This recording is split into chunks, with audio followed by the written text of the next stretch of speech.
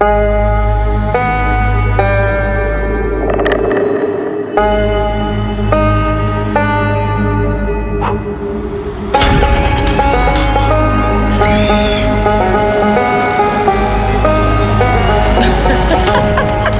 you can't trust County.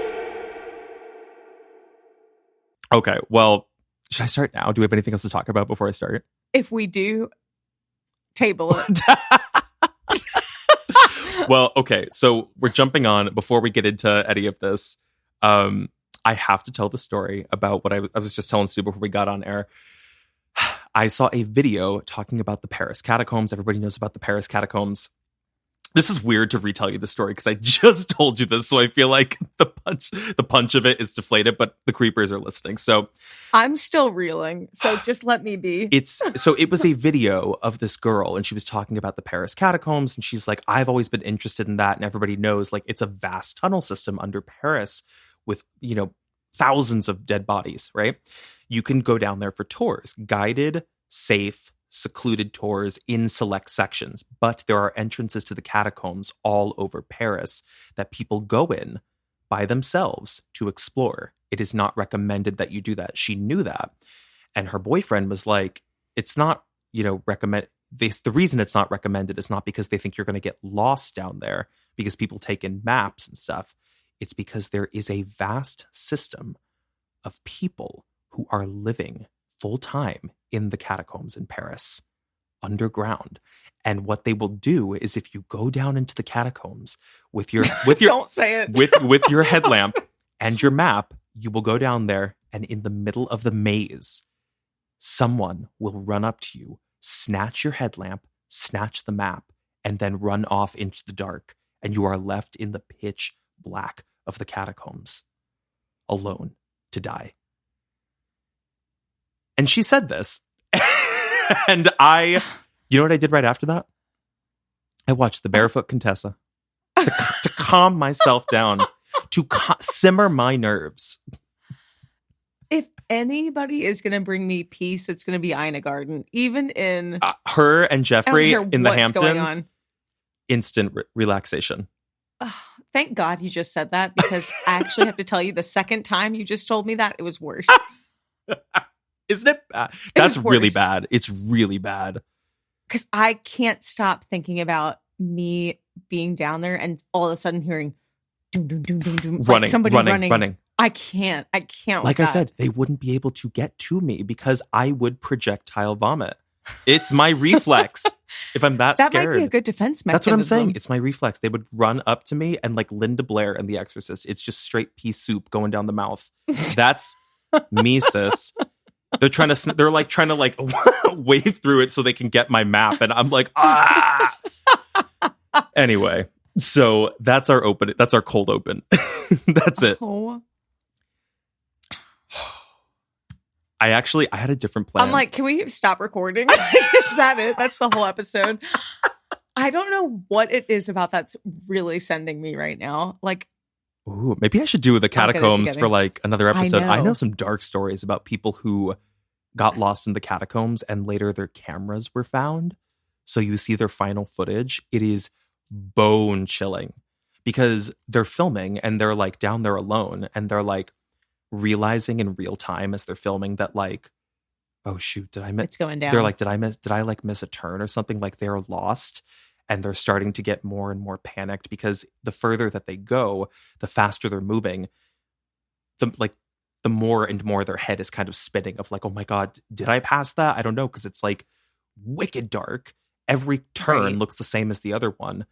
And then in the middle of them like filming, they drop their camera and just start running because they're panicking. Because they're like, I have to get out of here. I have to get out of here. Never found.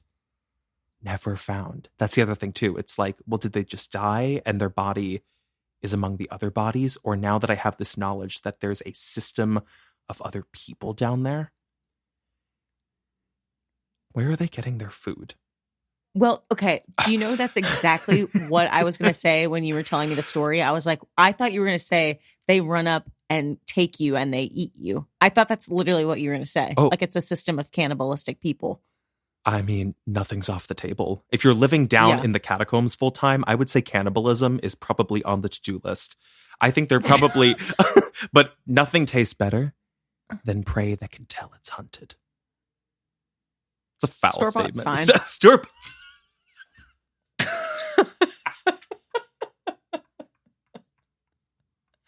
Foul.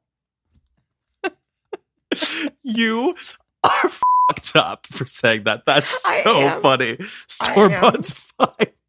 Creepers don't hold it against me.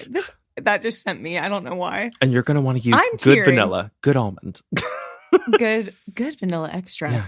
How great is that? Okay. I have to calm down because I that was a wild cold open. I didn't mean to like send us into a spiral, but that's worth it. That story is crazy. Crazy. Oh, let me take a sip. I had a different plan to start this episode because I wanted to start it naming the creeper who suggested this case. And I was like, how wild and funny would that be to like just open the episode? First word out of my mouth was Kendra. Because Kendra suggests... It's our girl Kendra. Oh, Kendra. I know Oh a lot God, of people I love her. suggested this case, but Kendra's, I think, was the first that I saw. And as all her suggestions, this one is, of course, a fantastic, fantastic story. So interesting. But I really just wanted to give her a shout out up front and just like imagine the POV of her listening. It opens the episode and the first thing you hear is your name. So Kendra, thank you so much for always being on top of these suggestions, for always giving us a great case to cover, because we are going to tackle the story of what happened to Joshua Maddux, the boy in the chimney. Now, I know you wrote a description for this, so you must have like a rough top line, I would say. Like you probably know the base level of it, right? Yes. Okay. And all I'm going to say is when I came to the conclusion that his body was found in a chimney, I was unwell. So maybe that's why I'm still reeling, like claustrophobic spaces, catacombs, chimneys. Dark. You knew what we were getting into. You knew what you were signing up for. Yeah. You said tonight's going to be a tough one. I said, buckle on up. Buckle on up. I mean, it's when you hear it just the headline alone, it's like instant chills. It probably does the same, I would say, for a lot of people who first heard the story. But to kind of piece together the initial top line of the story and why I'm so excited to get into this is because this is technically, in my opinion, an unsolved story. I know his death has been ruled as accidental and of his own doing, but that is just completely out the window for me. So we're going to bring theories to the table that we're going to discuss beyond his disappearance to what actually led to the discovery and the circumstances of how he was found. So the quick top line for anybody who doesn't know the story on Joshua Maddux. He was an 18-year-old. He went missing without a trace from his hometown in 2008. Nobody knew what happened to him. Went out for a walk, and they actually thought maybe he ran away. So it was always just kind of left as like this open-ended question, like, maybe Josh will come back one day. Now, months of this search would turn into years before they eventually assumed he's probably not coming back, or if he does, it will be a long time from now. But then 7 years after the fact, a chilling discovery was made, not even a mile from his family home. It was inside an unoccupied cabin in the woods that was being demolished, where the body of Joshua Maddux was found inside the chimney, folded in half, with his legs above his head. The sight of that shook an entire community, of course, and it seemingly had no explanation, but the deeper they dug into this investigation and into the scene, the stranger the case got. So this is his story. That's horrifying. I know we don't want to beat it over the head, but like, I can't think of a case like it, honestly. I mean, all you can really think of is like the boy in the box, but I mean, to I guess so, yeah. Folded in half. And also Kendrick Johnson, I guess, is kind of similar. Oh my God, I couldn't stop thinking. It was like wildly similar to me. I mean, especially because if you think about Kendrick's case, I think his shoes were found I remember something was found at the base of the mat. Something was like at the bottom, I think.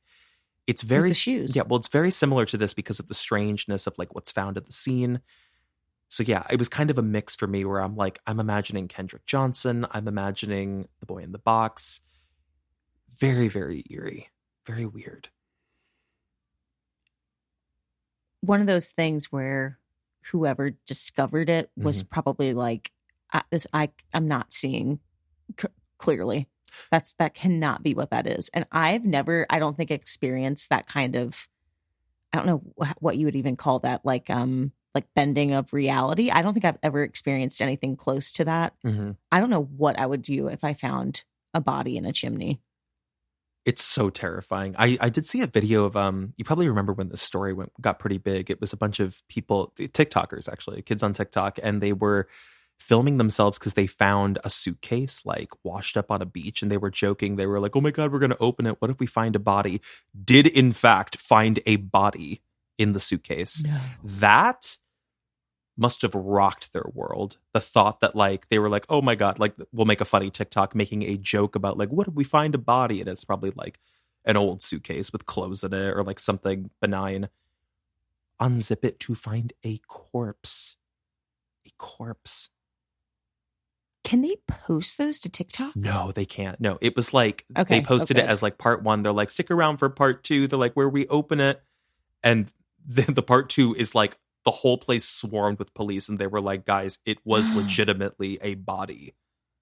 They found a body. Oh my God. Unprepared. I really hope we never come across one. But it feels like something that's in the cards for some reason. I'm going to pray not. Please do. We'll need it. So this is the case as it stands, and we'll have a lot. I'm stoked to get into it because we'll have a lot to talk about and we'll have a lot of theories to discuss. But before we dive too deep into this story, welcome back, everybody, to CreepTime, the podcast with Silas and Stu. I know that we had a that was a brazen cold open that I'm still thinking about. In the back of my mind, I'm like, I'm talking, but I'm thinking about the catacombs. I'm thinking about them. You really, I can tell that I'm nerved up right now from that. Like, it's really, really bad. I feel like you told me that, and then you were like, toodaloo, and shot me off of like from a cannon. I did. I told you we weren't even on the air yet. We weren't even recording, and I was like, oh, by the way, I saw this video. And then as I finished the story and you were gagged, I was like, why are we not recording? Let's record. The creepers needed it. They did. Because they need to be on the ride just like I am. Jesus, it's so scary. We should have her on the podcast. I want to talk to her. I want to talk to her boyfriend. Yes. The Parisian. It sounds like he's got the inside scoop on that. So again, thank you everybody for stopping by to hang with us for another Friday episode. If you have stopped by to CreepTime, please follow and subscribe to the podcast just so you get a notification every week when we have new episodes that come out. And of course, we encourage everybody, all of the creepers, to continue to spread the word. Because Stu, I don't know where we're at right now, but we did hit top 20 this week. That's exciting.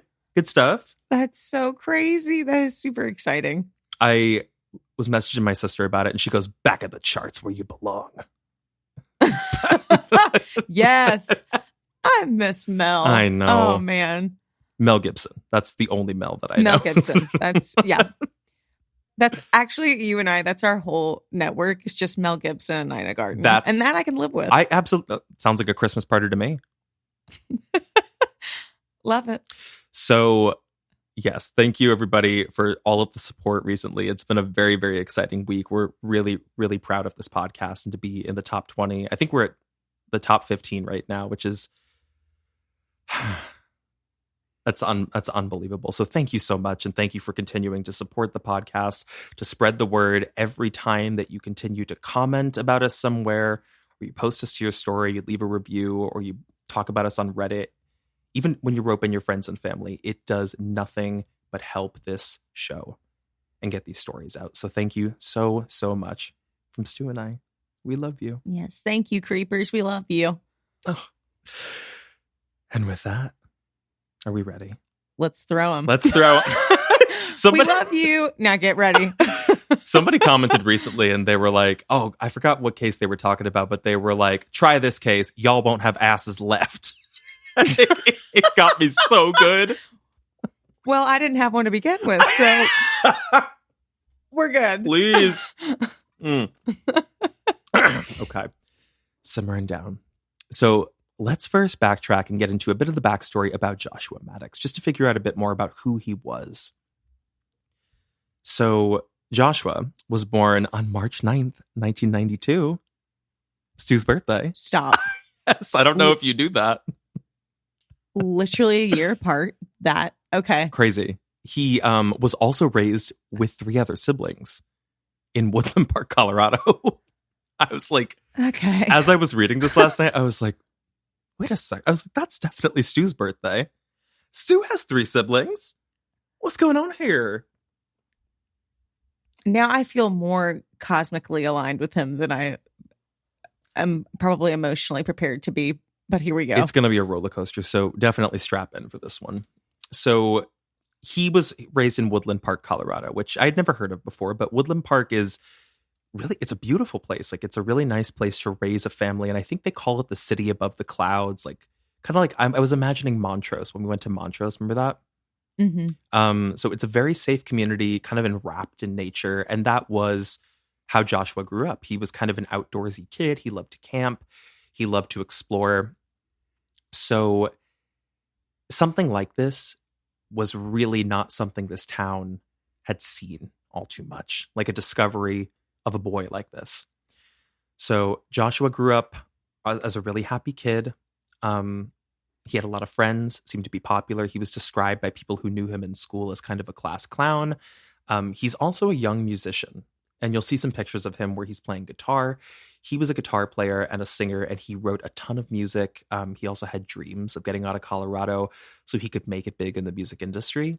And there was kind of this like heartwarming joke within his family where it was like a given, like, oh, well, Joshua's going to be famous one day. Well, we don't worry about him because he's going to be famous one day. Really outgoing, really close-knit family, and everything seemed kind of wonderful until 2006 when something went horribly wrong. This is before he goes missing. Joshua's older brother, Zachary, took his own life just 2 weeks prior to his graduation at high school, which kind of rattled their entire family. And his brother showed no previous signs that he was struggling, that he had any history with depression. So it was a complete shock to everybody, and specifically to Joshua. He had kind of become very withdrawn. He closed himself off, which I know people like that, where there is their grief manifests in a very prolonged period of isolation, almost as if they're subconsciously trying not to spread their grief, as if it's a disease, you know? It was the only thing I could imagine from this. Have you seen that before? Like, it was what I was envisioning, is that like people who isolate when they're going through pain are trying not to inflict that pain on other people they love. Absolutely. And it's so sad because the more you internalize, the more self-harm really you're doing. It's damaging, especially when you're a young sad kid. I mean, because he really looked up to his older brother, and I think he was about 15, 16 at the time when it happened.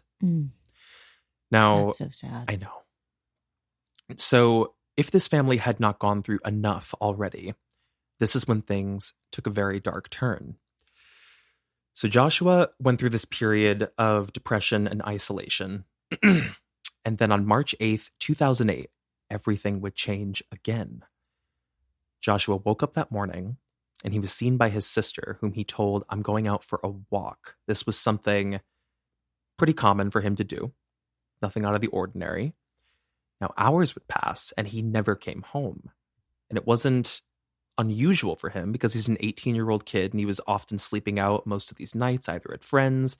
He would often go out for very, very long periods of time where he would go on walks, he would explore the wilderness, etc. So they weren't too concerned when he didn't come back that night. Then the next day came, and the day after that, and that's when the panic fully sets in that something is really wrong, and they're kind of getting a flashback to reliving like the fear of losing their older son. So the search efforts of the town and the family were pretty swift and very vast. They reached out to almost every single person they could in that community. They looked in every shelter in Colorado, under every bridge. And they started to wonder, they're like, maybe he wasn't missing per se, but he ran away. It was very unlike him to do something like this, but he often did talk about these dreams of getting out of Colorado, and he hadn't been doing well in the last year. So I think they wanted to believe that something wasn't necessarily wrong, but maybe he just took off and he was like, I'm going to get out of Colorado. I'm going to go make it somewhere, right? So he had left all of his things behind. Like, he didn't take his music, his comics, like nothing. They really were left without answers. This was kind of the end of that journey, or that search. It's all they ever hear of Joshua Maddux. He's now gone, until the family gets word 7 years later. They would get a call that they found something in that town, and they think it's Joshua's body. That has got to be one of the most chilling things to hear over the phone. I couldn't stop thinking about that last night. I literally have chills right now, just imagining going through the tragedy of losing your first son, Yes. going through the heart-wrenching tragedy of then not getting any closure with your second son, probably resigning yourself to thinking something happened to him, and then getting a call 7 years later after you've probably gone through multiple cycles of grief. Well, it's kind of, I was reading a little bit more about this, and I think his family, for a period of time, they really did hold out hope. And you could say it was wishful thinking, which was born out of grief, but they wanted to believe that he really did just run off, and maybe he just didn't want to have contact with us for whatever reason, because that's almost a better alternative. Like, the not knowing and him just being out there somewhere almost feels better than thinking the worst case scenario, that he's dead. And I think his parents split up, and his dad actually remained in their family home, like decided to stay there because, just on the off chance that one day, if Joshua returned, he would have a place to go. Like, he would know, like, this is home, which immediately I was like, oh my God, it's just like the Brandon Swanson case, because they still leave the porch light on just on the off chance that he'll come back one day, and they want the light to be on for him, which is so sad. So where does this all change, and when does it take the sinister turn? So on August 7th, 2015, less than 1 mile from his childhood home, this is when the discovery was made. In a cabin in a wooded area. It's in the process of being demolished, right? So they're going to make way for this new property development. I think they were putting up something like 32 houses or something, and they needed the land to do it in this area, Woodland Park. So it's an old cabin. It's been there for decades. It was owned by a man named Chuck Murphy, and he really had not occupied this thing for years. Like, it was old. It was damp. I think back in the day, like in the 50s when it was constructed, it was like an old gambling operation. And then I think later on, maybe in like the 70s, 80s, it became kind of like a rental property, because this is a pretty like secluded and like sparse area. But at this point, it was becoming more developed. So, and nobody had occupied this thing for years. So it was really time to tear it down. So the whole place is like run down by animals and whatnot. They're in the process. We've got Chuck Murphy over there. He sold the land, and he's with the contractors from the housing development who are trying to take down the property. So it wasn't even on the first day they noticed this. It was on day 2 of demolition, where they started to dismantle the fireplace and the chimney brick by brick. So they take down the big wall to the chimney on the exterior, and the description of what they found was terrifying. So this is what they described. It was one of the most bizarre discoveries of a body that I had ever read about. Inside this chimney, it appeared to be a decomposed body of a young male that was crunched inside the chimney upside down, with their legs folded above their head, like extremely unnatural and tight positioning. It's very, very hard to imagine this, and I was struggling quite a bit, so I had to read a few different sources to understand how he was positioned. But basically, it looked like it looked as if he went down head first, but then like got caught or got scrunched to the point where his body basically folded in half and his face was to his knees. Like his knees are above his head. Extremely unnatural position. Very disturbing. So then it gets even stranger. I didn't remember any of this when I had first looked at the story, but this is so damn weird. So we've got this body. It's found in the chimney. And one of the first details they notice is that outside of the scrunched position of the body is that he's nude. He has no clothing on whatsoever. You didn't know that part, did you? I actually did know. Did? I remembered that his clothes were folded up. Yes. So he's by him. Well, we don't know if it was by him. That's the thing. Or not by him. That's right. Oh, right by him. By him in proximity. Oh, gotcha, sorry. The challenges of communication. I know. So, very, very striking, unusual image. Scrunched up, folded in half. He's completely nude. Looks like a young male. But again, it's been so much time has passed and he's so far decomposed, they can't immediately tell. He's like unrecognizable, right? So, it's odd to think, but for some reason, when they did see the body, although they could not recognize who it was, everybody immediately thought, oh my God, Joshua Maddux. It's that kid that went missing all those years ago. It was like the first thing they thought about. So the scene inside is inspected because suddenly it becomes a potential crime scene. And as you can imagine, it is a goddamn nightmare because this is the middle of a demolition site, which has now been in the process for almost 48 hours. So the place is totally disrupted. It's a wreck. But one of the first details they notice on the inside is that the fireplace, like the actual fireplace, seems to be blocked by a really large piece of furniture, like a breakfast nook or a hutch. It was very intentional because they found evidence that it was ripped from the wall. Ripped from the wall, and then it was basically put in front of the entire fireplace to block anything from coming in or out of the chimney. That's strange. That's pretty strange. Super strange. Yeah. Now, it would be weeks following the removal of the body and forensic testing before the remains are officially confirmed and the news is solidified for the parents. This was the body of Joshua Maddux, and it was absolutely devastating. Like, they were completely broken from this because as painful as it was to deal with their previous son's death and then this disappearance, the not knowing of Joshua Maddux, what it did allow for them was that sense of belief that he could still be out there somewhere and he might just come back one day. This was a sense of closure to that in a really sad way. But it's very mysterious. So the CBI, the Colorado Bureau of Investigations, they take over the case from what I was reading. And they're kind of working in conjunction with either the local or the county coroner. County, step one. So they're trying to figure out, like, how do we rule the death? Like, we're looking at the body. He's seeing no visible signs of blunt force trauma.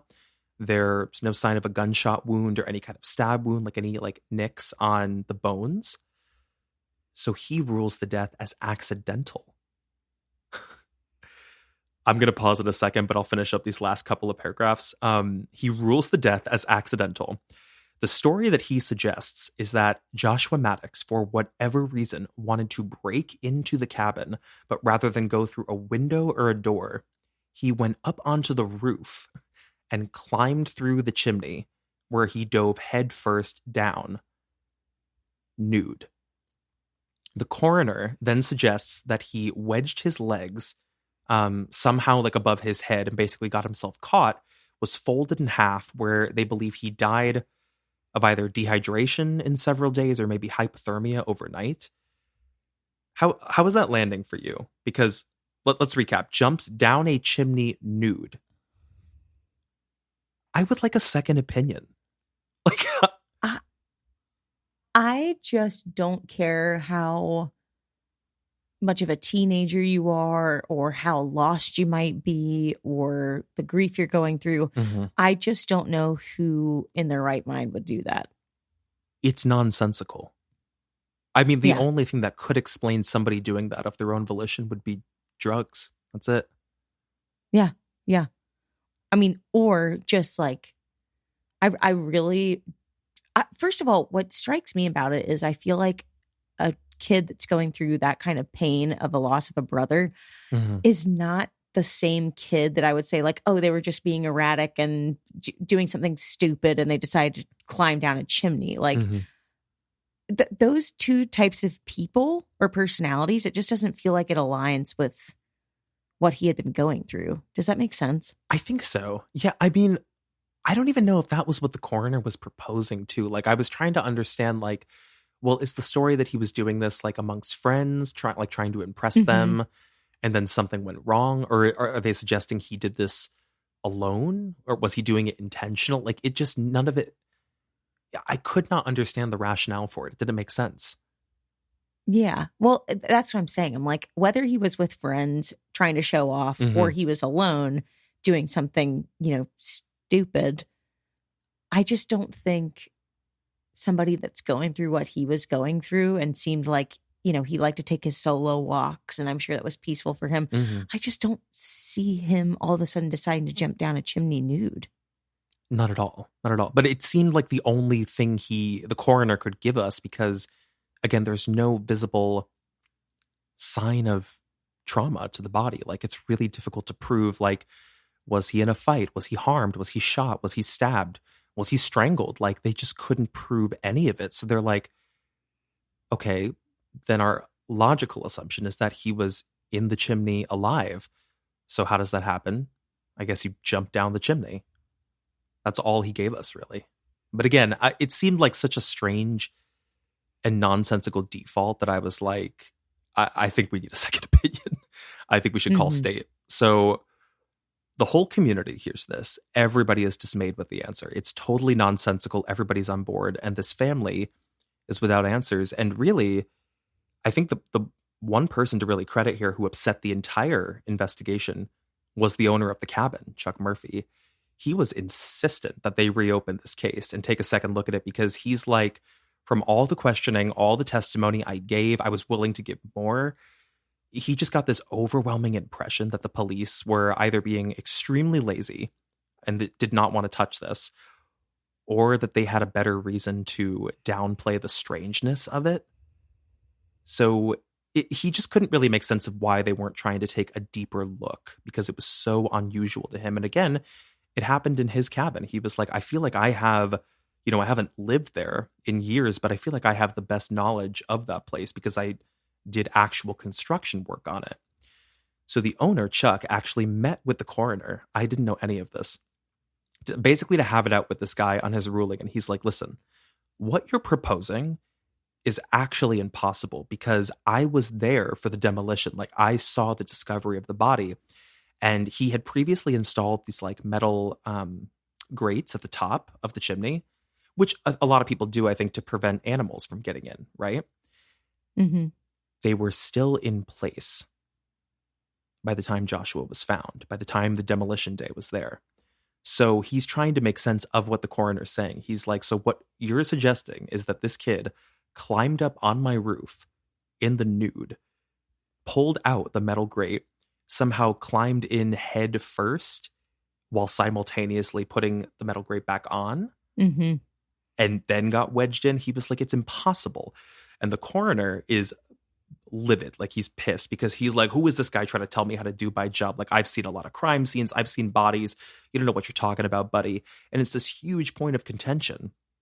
So like any good sleuth, Mr. Chuck Murphy, he's like, okay, well, the hell with you.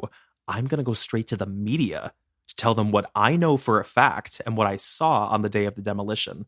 The grate was still there on the chimney. And this kid was bent inside, stuffed inside the chimney nude. Like, hats off to this guy, because sometimes I would say the media can be your best friend when county is rotten to the core. Ain't that the truth? Ain't it the truth? Like, they rotted. They're rotted. Also, let's talk about the fact that he could be the number one person that people would want to like point at. I mean, it's his property and he's the one saying, let's take another look at this, please. Oh, yeah.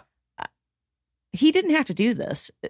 Not at all. I mean, if anything, he's the one selling the land. So he would have more reason to Yeah. be like, we should, I mean, I don't know what the hell this is, but we should downplay it. Or like, I don't want this getting too big with the press. I think he was just as broken for the family as the family was themselves and like clinging on to anything for answers. But clearly this looks like something that was done with the intention of somebody else. This is not just Joshua.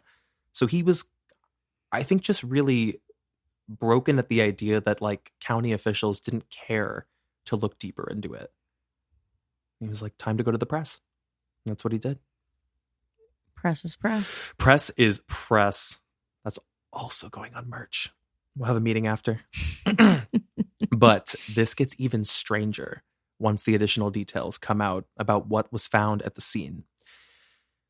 Now, because this owner, Chuck, he's like a wild card because he's feeling distrustful of the county coroner and the police. So he starts to provide details to the media that not even the police have disclosed. So this is like the shocking reveal. At the base of the chimney was a neatly folded pile of clothing, all of which belonged to Joshua. Pants, underwear, socks, shirt, everything he would have been wearing. Something that police did not reveal because it seemingly countered what the coroner's description of events were. I smelled trouble. Immediately. I was like, something's off. So the community catches on, and there is a ton of outrage. Media coverage goes national on this, so much so that they actually do end up getting the case reopened, which I also did not know, because it was just illogical any way that you slice it. He was already inside the cabin, it seemed like, and then he got nude and then climbed up the chimney. Or is he inside, he got nude, went outside, climbed on top of the roof and went down the chimney because he's found upside down, so it's head first. Like, none of it made sense, which then led to another theory that police put out to say that the illogical tract of all of this in his thinking and his behavior could suggest this is a kid who was on some heavy drugs. Now, of course, it had been years, so they can't test a body at this point for any kind of drugs in the system. And although his family was very insistent that he never did drugs, the family does not always know. In fact, I would say they're probably the last people to know whether or not your kid is doing drugs. But to his credit, I mean, they didn't report finding any drug paraphernalia in or around the cabin. But he could have taken something that was just in his pocket. Like he could have taken LSD, right? I guess, but man, it would have to be something heavy like LSD, like a total hallucinogen that would make you feel sort of invincible. Like you're going to climb a cabin and go through a chimney. I mean, yeah. Well, I mean, one thing does seem clear is that the most logical point of entry here, if we're taking Chuck Murphy's description to heart, that he's like, the metal grate was on the top of the chimney. Like, for him to slide down head first to come from the top at all, not possible. So it seemed like the only logical point of entry was that he went up the chimney. Why? We don't know. So it leaves us with these questions. If that was the case, why was he nude? Why and how was the breakfast nook, the hutch, placed in front of the fireplace to block it? And how was he found upside down, folded from climbing up a chimney? At this point, I think the coroner actually conceded that if the scenario was him going up the chimney, based on the position that he was found in, it's possible it would have taken 2 other people to stuff his body up there in that position. But despite all of this evidence, really, the death is ruled as accidental permanently. I think even after they reopened the case, which effectively closed any chance for another look, like a second, third, fourth opinion on the case. And they approved the remainder of the demolition, I think, following this closure. So the crime scene is destroyed. And although his family, they now have his remains, what they don't have are answers on his death. Something about that is really, really strange.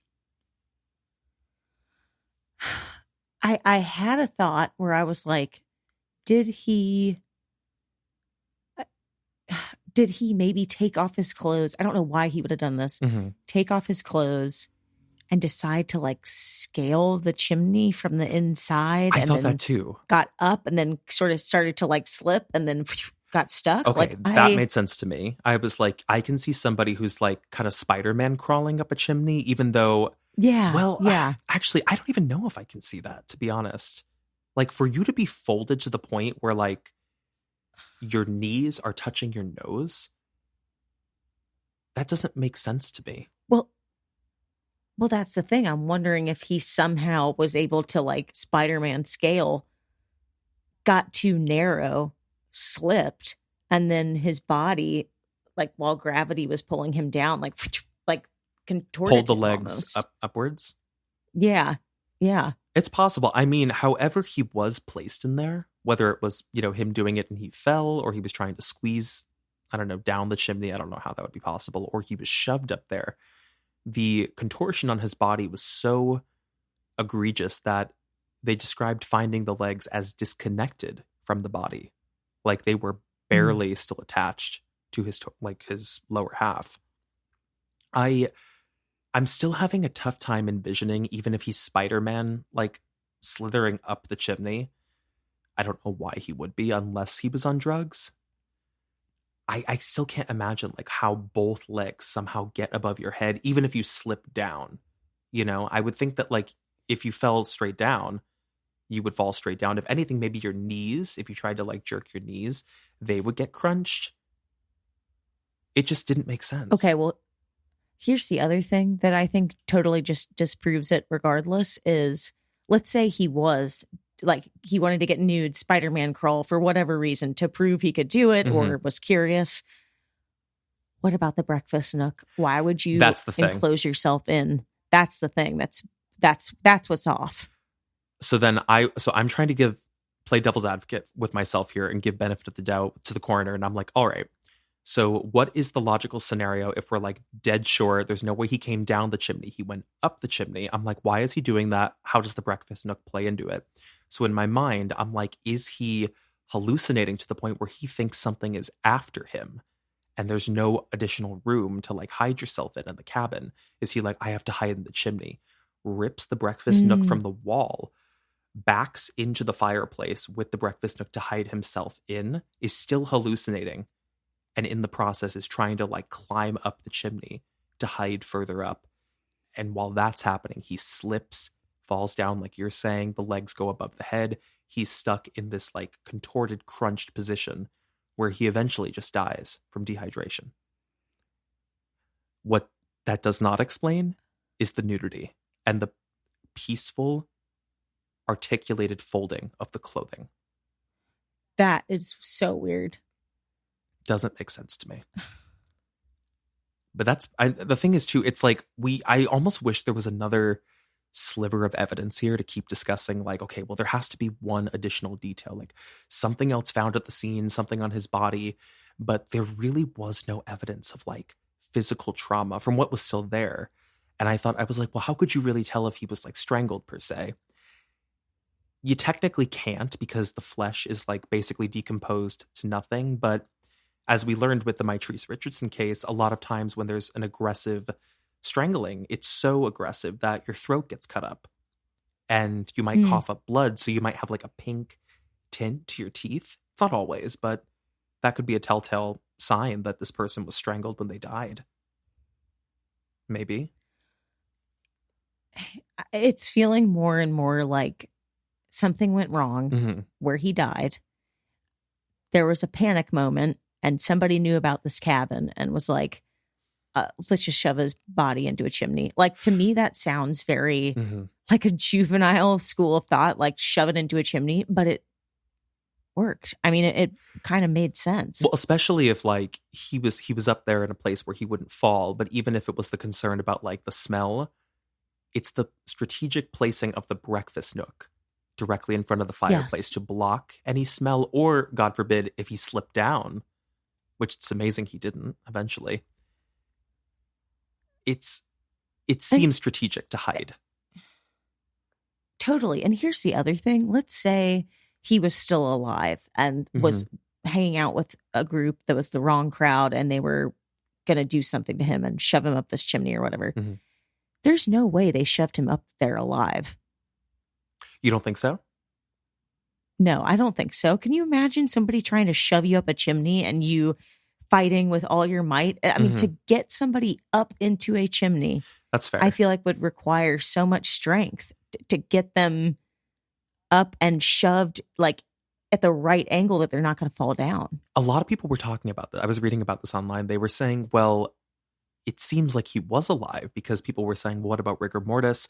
But I don't think rigor mortis sets in after someone's dead for at least 2 hours. Like, you have a window where before like the body is stiff. But definitely the problem with that is then it becomes a question of how did he die? If we have no actual evidence of trauma, unless it's an overdose. Overdose. Could be an overdose. That's actually think about that. He leaves the house. I don't know, goes out to hang with some people, escape his own grief, ODs, and they're like, we gotta dispose. Yeah, like we'll be culpable. We provided the Yeah. drugs. This kid's dead. Let me go through. Actually, we're getting ahead of ourselves because my next thing is theories. So I think my next thing is theories. Is it? Oh, wait. Yeah, it is. I was like, where am I in this research?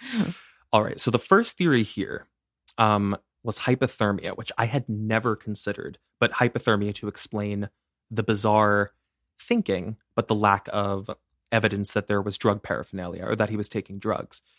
Because we're like, okay, well, if we give the coroner, his moment and we're like, yep, this is accidental, it's of his own doing, how does that make sense?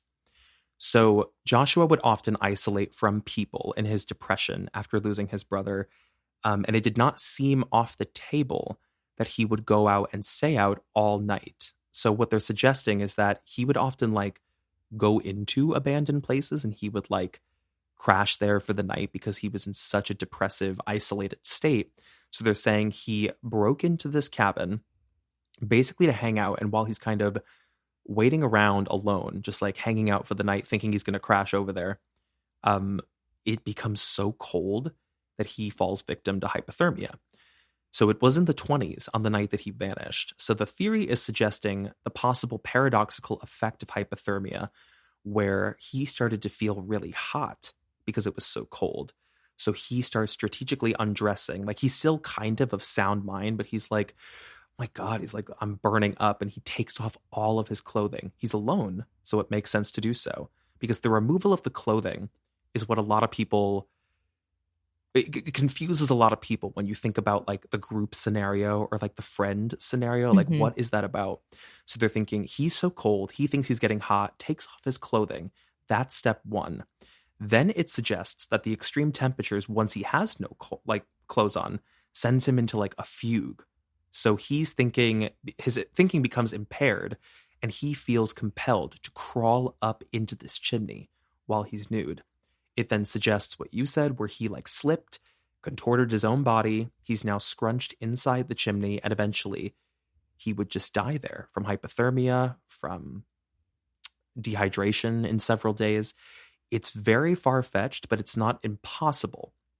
What throws this all off, I guess, would be the absence of acknowledging that he blocked himself into the chimney with the breakfast nook. Damn nook. The breakfast nook, yeah. Unless that's The part of nook like the is what- confusion. Folds his clothes in the beginning. Now he's like really going off because the cold is getting to his head. So he's like, I gotta burrow up inside this chimney because that'll be warm. So he like rips a breakfast nook off and he like puts it in front of him in the fireplace, and he's like, this is insulated. Like I'm trying to imagine like that disconnected, confused thinking when you're so cold that like you're starting to become illogical.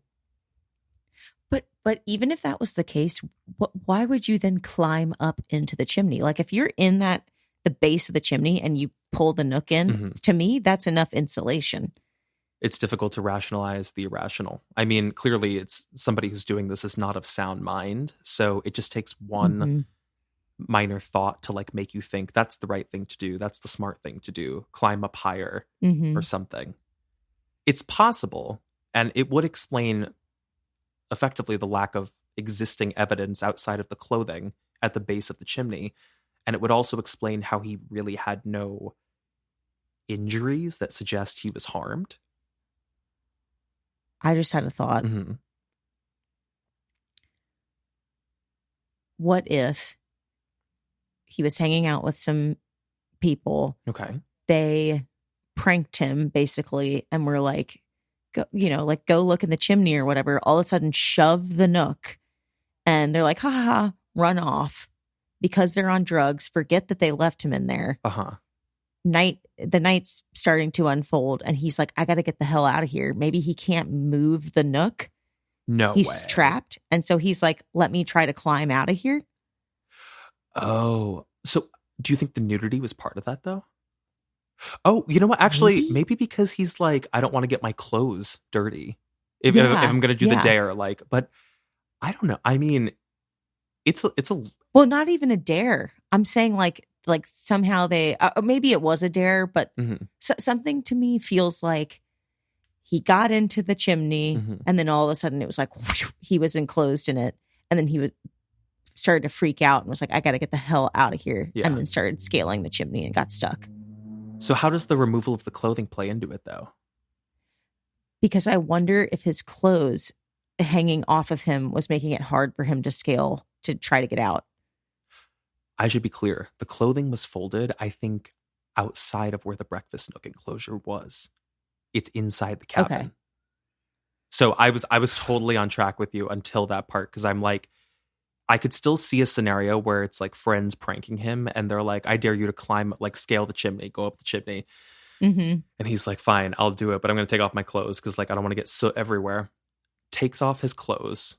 I mean, it's really over the top to think he would get completely nude, but I guess it's possible. Yeah. Starts going up the chimney for the dare, and then they rip off the breakfast nook and they enclose him in. And then he's stuck, like you're saying. And he's like, oh my God, I got to get up there, or I got to get out of here. I would say it's just as far-fetched as the hypothermia one, but it's not impossible. I was going to say, it doesn't have legs, but it has toes. Yes. I don't know what it has. Something about it feels like it's in the right... I can imagine pieces of it. But maybe this will actually color this a little bit more if we're leaning into the idea that there was somebody else or another group of people involved. So there is another theory that this was a love interest or a hookup gone wrong. This is very interesting to me. So this is a theory to kind of explain the delicacy of how the clothing was folded, because it seemed unrushed. It seemed like I'm planning to be here for a little bit. I want to like lay my clothes out so that I can put them back on in a little bit. So it's suggesting that he had gone to this cabin, knew it was an abandoned cabin, and he is he's a teenager, he's 18, finds an abandoned place to hook up, as you do. It is possible that he was there, he was intimate with somebody, something went wrong. And because of the state of decomposition, we can't exactly tell if something external had killed him, even though we know there's no signs of blunt force trauma, strangulation, the gunshot whatsoever. So maybe it is the drug overdose. They're going to take drugs together. They're going to hook up. This person panics, tries to stuff the body up the chimney, and then blocks it with the fireplace, blocks the fireplace with the breakfast nook, like we said before.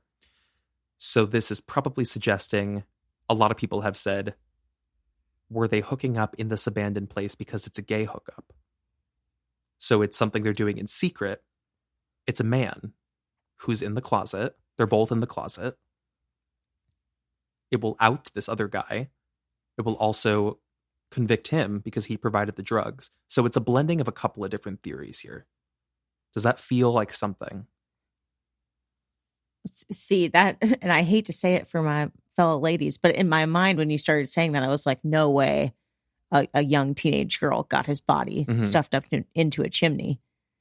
It's certainly not impossible. The only thing that made me think it has to be somebody big, or at least bigger than Josh, and somebody very strong, because the coroner's like, if he was shoved up that chimney, it would take like 1 to 2 people to get him up there, which in my mind, I'm like, could be a guy, could be a big guy who's bigger than Joshua. Yeah. Gay hookup, maybe? I don't know.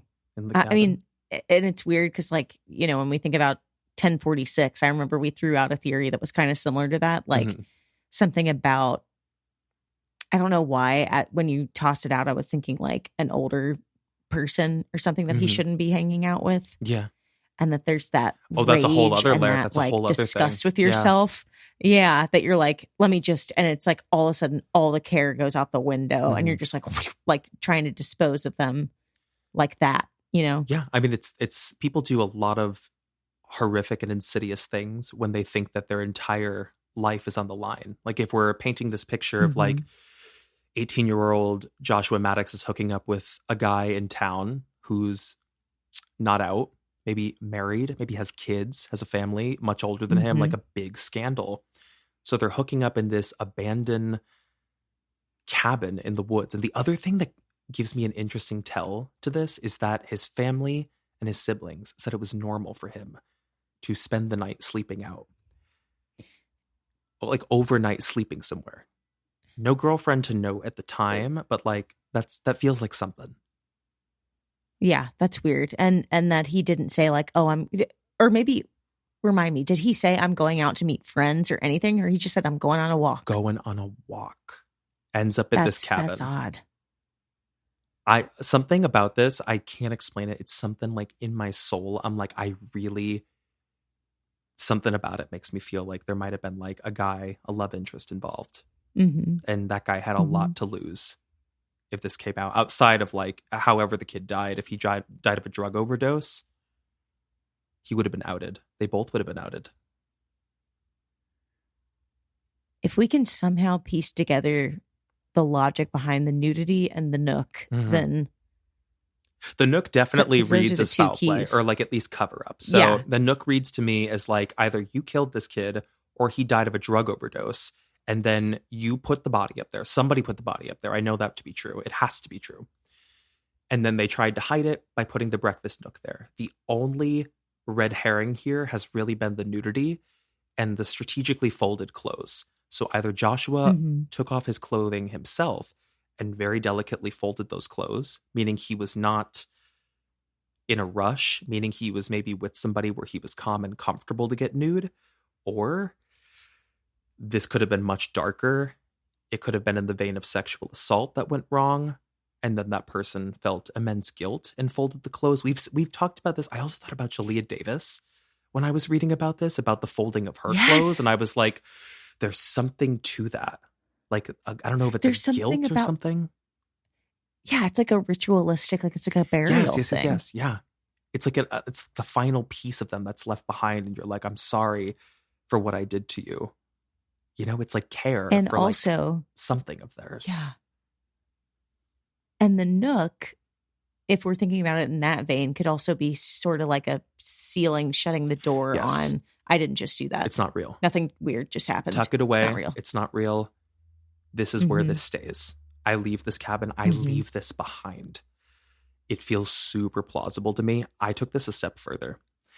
And before I get into this final theory, I have to say that this is just an allegation. There is no concrete. You hear that? Jesus.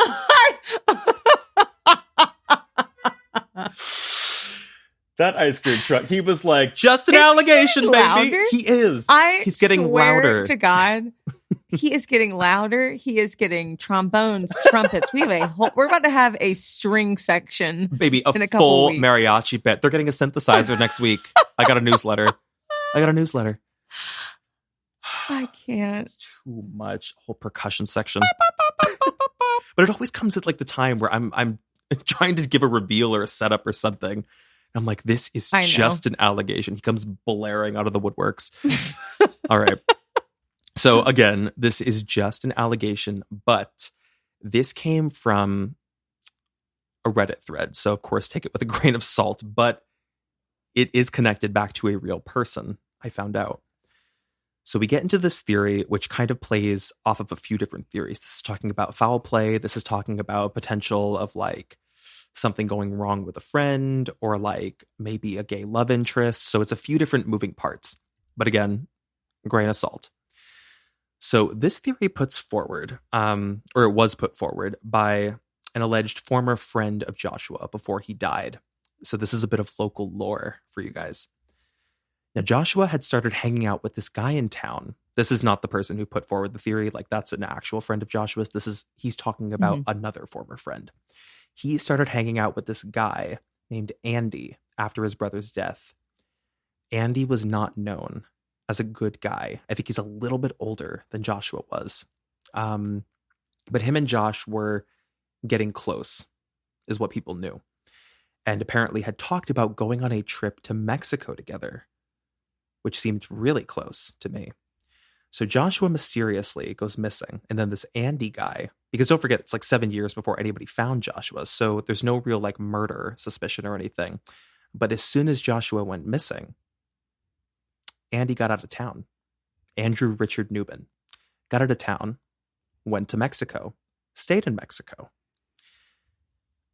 So they started to notice before he left that he was exhibiting some strange behavior, was acting a bit paranoid, this Andy guy. Then years later, Andy guy is wanted for murder in Mexico.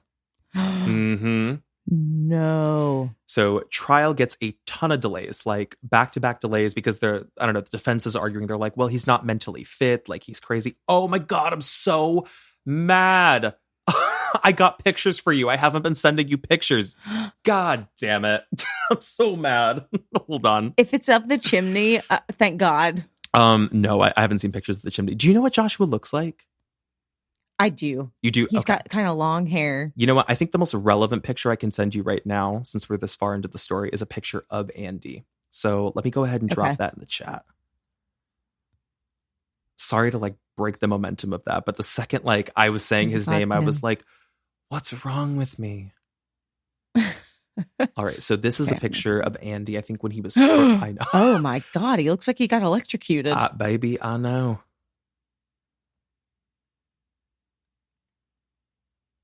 That is okay. It's harrowing. Okay, you've got a vision. I've got a visual. So he is wanted for murder, right? There are tons and tons of delays because they're trying to like argue in court. They're like, he's not mentally fit for trial. Eventually, the star witness of the case dies by 2011. So they end up dismissing the case. And I guess that's a strategy. Just like wait out until your witness dies. So at that point, there wasn't even a body for Joshua. It's 2011, and this guy's case had already been dismissed. Now, when all of this does get revealed, you know, with Joshua, people start coming forward trying to say, like, back in the day, like when he first went missing, we were trying to warn police about this Andy guy, like, because he seemed like he could have been connected to this. Apparently, or allegedly, somebody had claimed that Andy had confessed to them that he killed Joshua and that he hid the body in a hole somewhere. So it seems like a lot of fingers were pointing to him, but again, we have no motive. There's no evidence of a fight or a struggle either reported on the body from bodily injuries, or any evidence of that even in the cabin. So there's nothing to really support murder per se. So suddenly we are faced with another scenario that blends a few of these theories together. What if we suggest or say that it's allegedly a secret gay love affair between these two, right? So they have this routine together. They're getting close. People know them as getting close as friends. Maybe they take drugs together in the abandoned cabin, drugs that Andy gave him. Or maybe Josh gives him a drug and he doesn't even know about it. Or sorry, Andy gives Josh a drug that he doesn't know about, and Josh ODs. Andy panics because he's like, it's all the things we talked about before. I'm going to be responsible because I gave this kid drugs. We're both going to be outed. So he, in this heightened state of impaired judgment, because he's on drugs too in this scenario, stuffs Joshua up the chimney while nude because they were in the middle of hooking up, blocks off the entrance to the fireplace just in case he fell down, or to like, I don't know, mask the smell in case anybody ever came back, and then immediately skips town right after, goes down to Mexico, living with this haunting guilt of what he did back in Colorado. And in the middle of all that, gets mixed up with a rough crowd where he eventually kills somebody in a fight.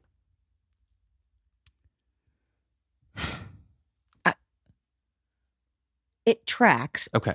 But the thing that's bothering me about it is that I don't think somebody that goes and gets charged with murder in Mexico Mhm. has the care to fold the clothing. And That could have happened before, though. That's the thing, is like, if they're there to hook up with each other and they're getting nude together. that could have been Joshua Yeah. folding his own Like, clothes. they're hanging out. Joshua clearly has intentions and was spending the night out somewhere. We don't know where he was sleeping over.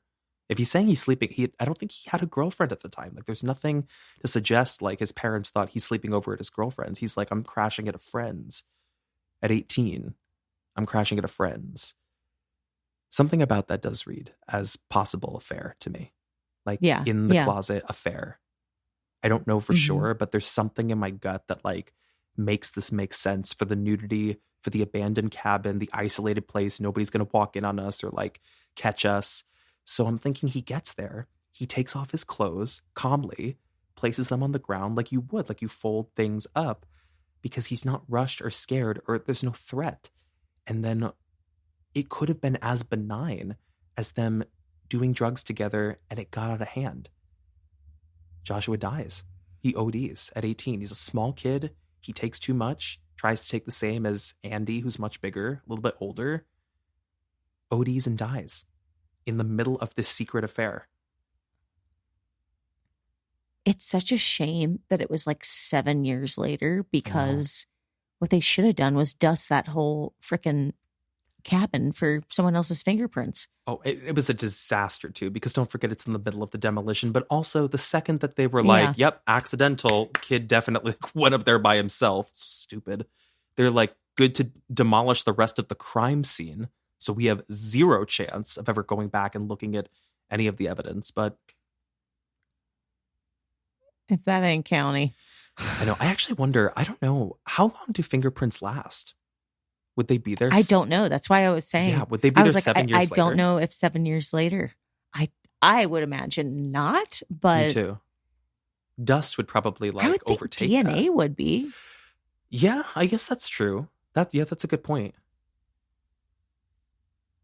I mean, it's possible there could have been DNA. Yeah, especially if they were intimate or kissing or something. Mm-hmm.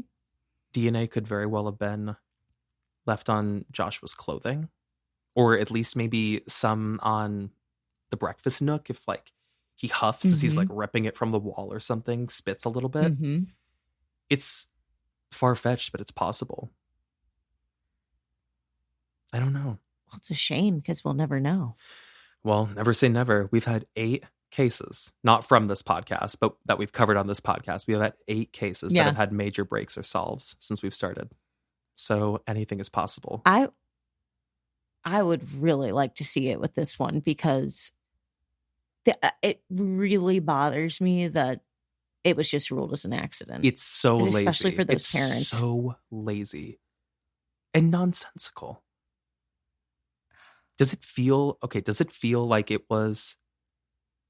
How's it sitting for you? I should ask, because there's like several different scenarios running in my head, but I'm really, really leaning in the direction of a secret affair that went wrong with an overdose.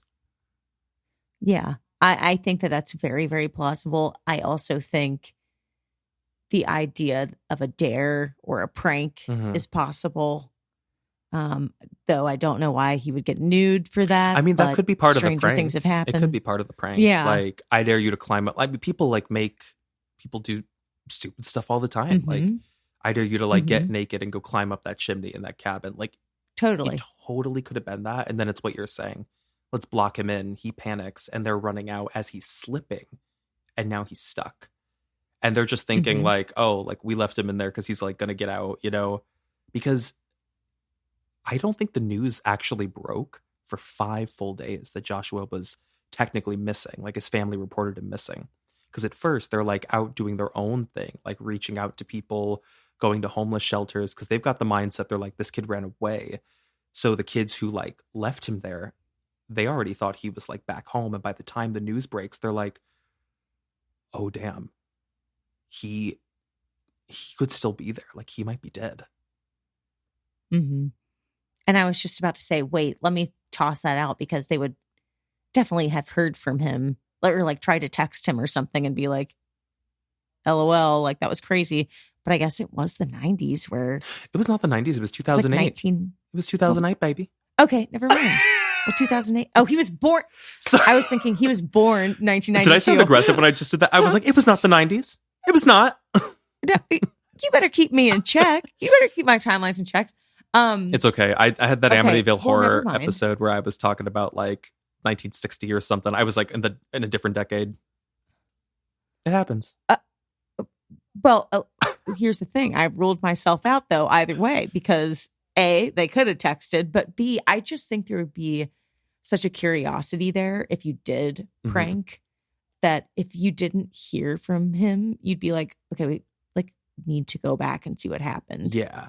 If you're actually in communication with him, if you guys are friends. But the thing is, you just brought up a really good point, because I was like, well, if I'm leaning into this like whole gay love affair thing, I'm like, well, that is usually orchestrated and initiated, not always, but usually through your phone. But I'm like, well, they would have found evidence on his phone, wouldn't they? Unless he truly, truly was keeping it secretive, because it's 2008 and a lot of people actually did not have iPhones, because iPhones came out in 2006. So it's very plausible he did not have that kind of cell phone, or maybe didn't even have a cell phone. So if this affair did start up with somebody else, it started as a friendship and just the two of them kind of hanging out solo.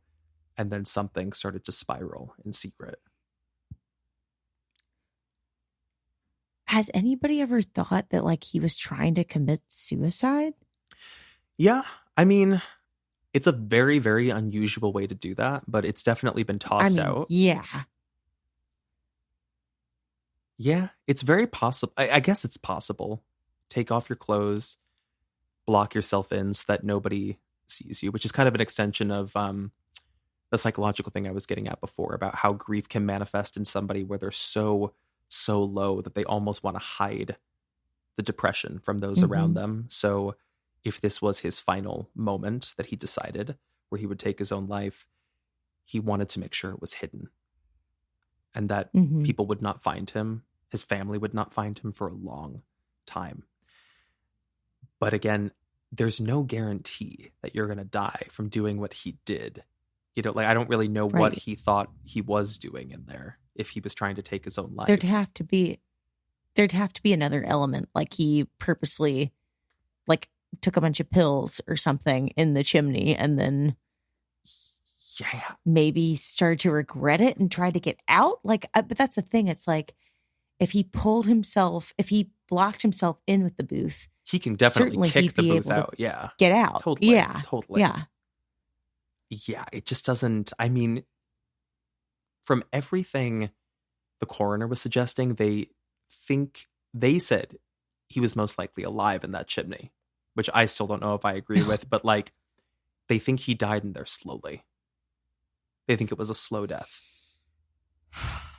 That's so dark. Oh my God. I know. Stu, that's really all I got for you on this case. I really wish I had more. I really do. I feel like I could run through theories on this one for days. I don't know what it is about it. It's just I know. It needs an extra puzzle piece. It needs something else. It does. Because I feel like we're so close with the clothing and the booth. And I just can't figure out the logic between the two. I just can't. I need a witness statement or I need a confession. That's the additional piece I need to like tie the whole thing together. But like if I didn't see this anywhere online outside of like this initial theory about like, because a lot of people were saying, yes, this Andy guy is somebody to look at, but it was definitely like they were friends and like something went wrong. Like it doesn't play into the gay love affair thing whatsoever. That's kind of a separate blending of theories. I would really need a witness to come forward and be like, no, there were rumors. Like there were whispers, like something was going on. Okay, one last theory. What if he dies, the person panics, is trying to shove him up into that chimney. For some reason, the clothes being on the body is not helping it. stick up in there, or for whatever reason, they decide to strip the body, fold the clothes up, Mhm. and then somehow get him shoved up in there nude, shuts it, and then thinks to themselves, well, this is brilliant. Now the clothing's out here. It doesn't make any sense. Wait, So no one's going to. wait, say that again? The last part about it? So Like that now they look back and they're like, wait, I left I folded the clothes outside of the chimney. Mhm.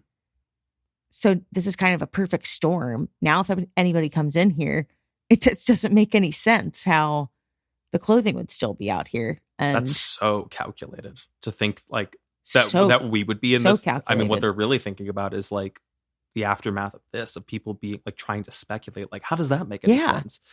I mean, but it could have literally been an accident. yeah, it could have been. But I would imagine if they were in that position, their first thought would be like, oh my God, I left evidence outside of the place where, because like in your mind, if you're hiding the body up the chimney is the place to hide everything that you did, and then you're sealing it off to leave a key piece of evidence that Joshua was here outside of that space. To me, would feel like a loose end. I would be like, I can't leave that there. But maybe you're right. Maybe they were much smarter and they were like, it will confuse people. Well, I was just saying, I don't even know if it would be calculating. I'm almost saying it's dumb luck. Like that they forgot about it almost. Uh-huh. Oh Yeah, because then it's stumping people like you and I. We can't figure out how the heck the clothing in the booth add up. And yet, I don't know. Well, the only thing that throws that off, I'm totally tracking that, like, it's almost so nonsensical that it has to be a fluke. The only thing that's throwing it off is that the clothes were not dirty with any soot or anything. Like there was no evidence that at any point he was going up or in that chimney with the clothing on. So the clothing was most definitely taken off and folded prior to the body being put in the chimney, whether it was him going up there or he was shoved up there. Mm-hmm. I almost wonder, well, okay, here's another thought. Oh, God, no, this is so far-fetched. I was like, what if... Say it.